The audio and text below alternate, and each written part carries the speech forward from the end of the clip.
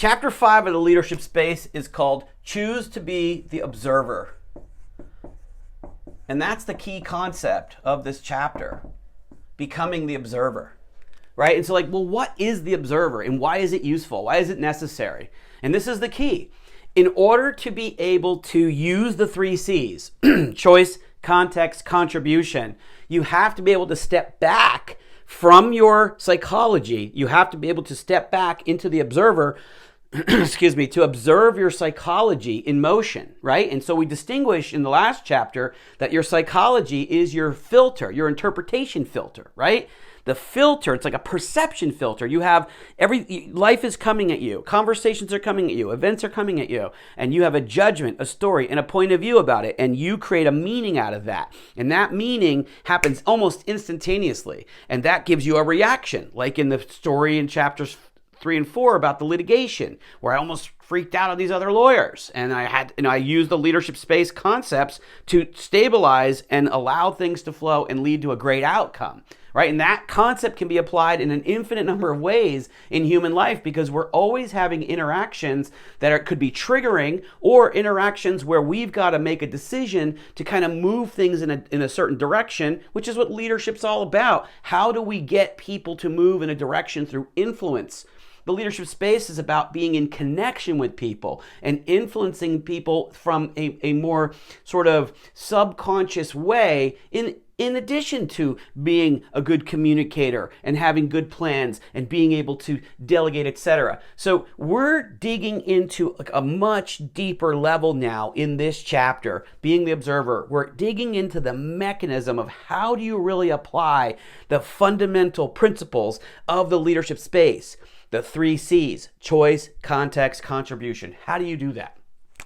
So there's a picture in the book. I'm not sure what page it is, but there's a picture of the observer, right? And it's a little mystical just the way it looks, but it's the truth, okay? So you've got this, let's call this the observer. We'll just give him a little eye, and I kind of put him in this triangle, right? And you've seen this type of image before, like the all-seeing eye, and that's not really the way I exactly mean it. This is just saying, look, in our lives, okay, we have this capacity to see into our subconscious, right? So the observer is the capacity to see down into the subconscious.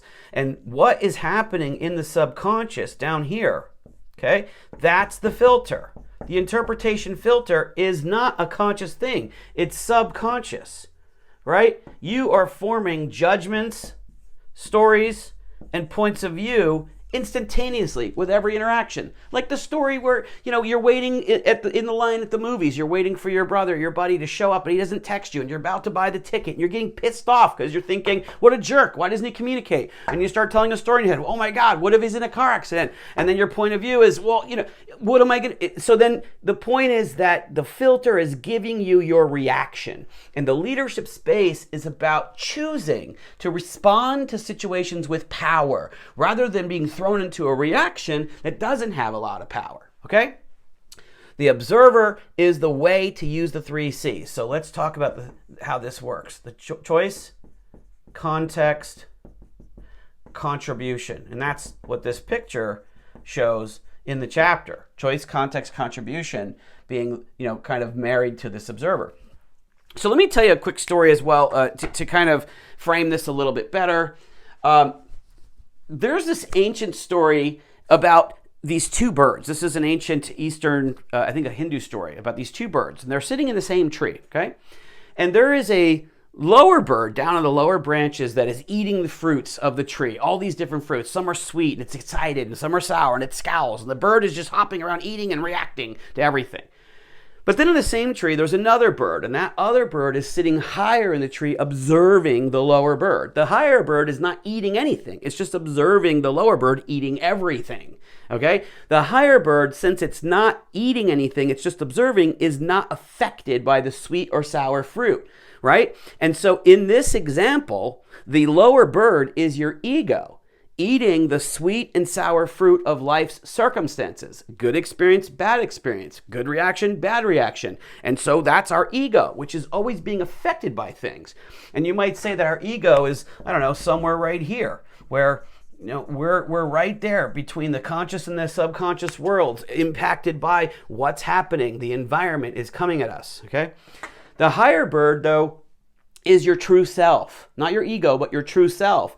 And your true self has the power to choose who you want to be in life, how you want to show up for people, how you want to respond to a circumstance, a conversation, a moment. And that's fundamental to being a leader, because the leader is the one that's going to give direction and is going to maintain the culture, maintain the environment. How can you do that if you're always being affected by everything? You've got to maintain your power, and you do that by practicing these principles. So with this higher bird, lower bird analogy, right, the self and the ego, let's call this the self here, okay? So the self is observing the ego. The ego is your identity, and your identity is married to your mindset. Like there's a certain identity you have in life, a certain mindset, a certain filter. And so this is this whole sort of structure, how this works. Now, you might be thinking, okay, I kind of get it. It's kind of interesting, but like, how do I really do this? And that's where I want to now take you to the practical application of this. And so the way we do that is I'm going to teach you a tool, right?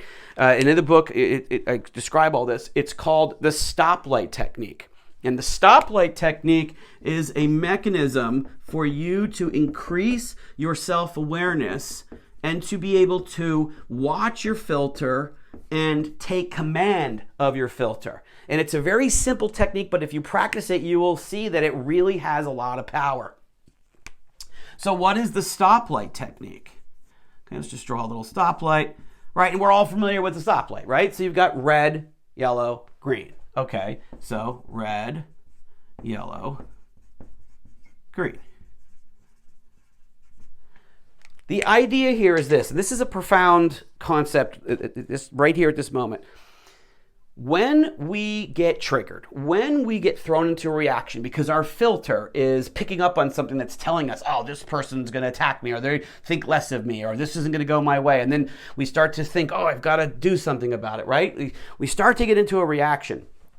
Often what we will find is that we have a physiological reaction. There's a physiological response to the stimuli, right? Stimulus, response.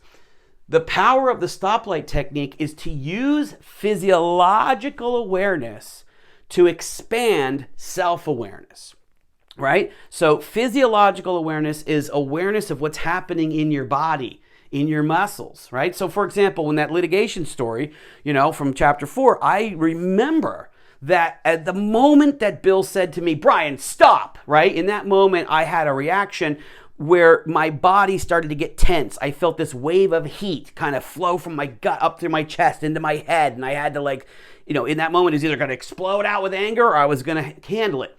The point I'm trying to make is the stoplight technique is saying, become aware, first of all, of your physiological feeling. Because by paying attention to your body, you're actually going into the subconscious. Okay, because your body is really your subconscious mind. Your brain is more your conscious mind, but your body has all these different memories that you don't see, that they're down in there, okay?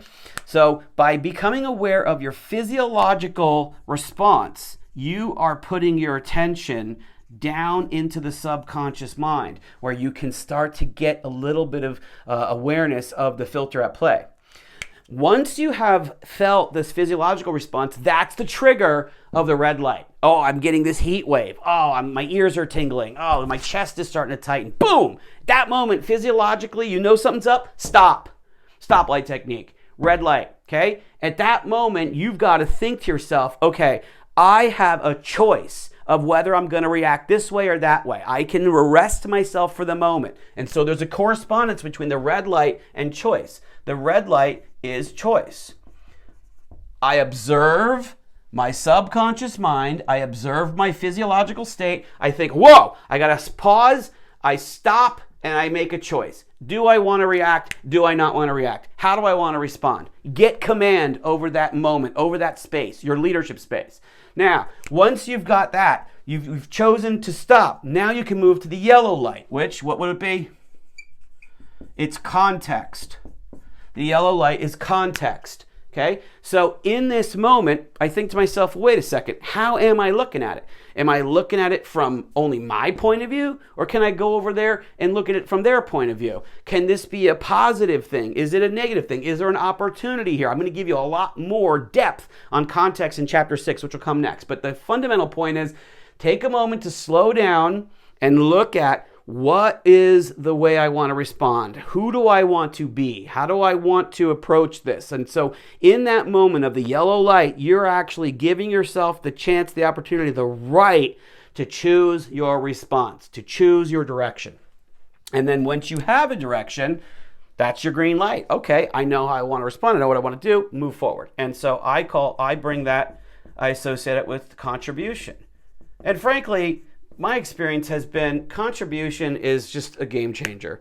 Like anytime I have had a moment where I'm about to be upset or something's getting a little weird, I just go right to contribution consciousness. I just go there. I remember there was a story of a buddy of mine, and he's a great friend of mine and a really powerful guy. I love him. We have so much fun. We laugh our butt off, but sometimes we have some clashes. And I remember talking to him one time about some subject. Maybe it was a political thing. I don't know.